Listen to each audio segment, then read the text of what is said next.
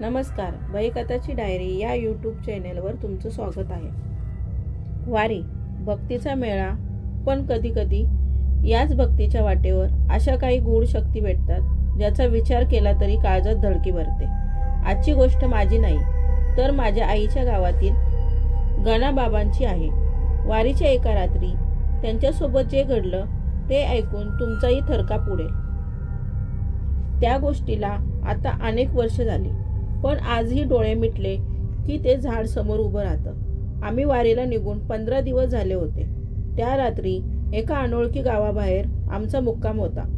70-80 लोक सोबत होते, त्यामुळे भीतीचा लवलेशही नव्हता. तेव्हा फक्त 16-17 वर्षाचा असेल.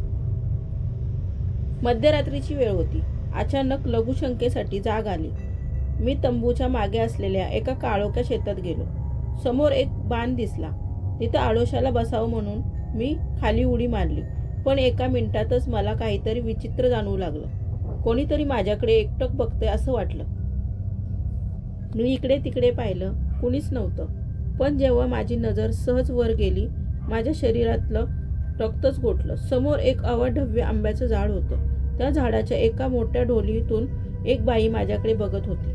ती साधी बाई नव्हती. अंगावर हिरवी साडी, कपाळावर रक्तासारखा लाल भडक मोठा टिळा, विस्कटलेले मोकळे केस आणि त्या लाल डोळ्यांची नजर थेट माझ्यावर. तिच्या चेहऱ्यावरचं ते क्रूर हसू बघून समजलं ती हाडळ होती, साक्षात हाडळ.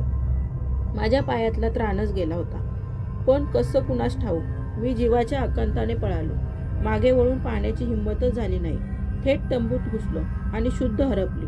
पुढे वारी करण्याची माझी स्थितीच उरली नाही. मला ताप भरला होता. मी विचित्र बडबडत होतो. शेवटी एका ट्रकने मला गावी पाठवून दिलं. गणाबाबा आजही ती रात्र विसरू शकलेली नाहीत. वारीच्या त्या पावन वाटेवर त्यांना नेमकं काय दिसलं असेल? ती खरंच हाडळ होती की मनाचा भास?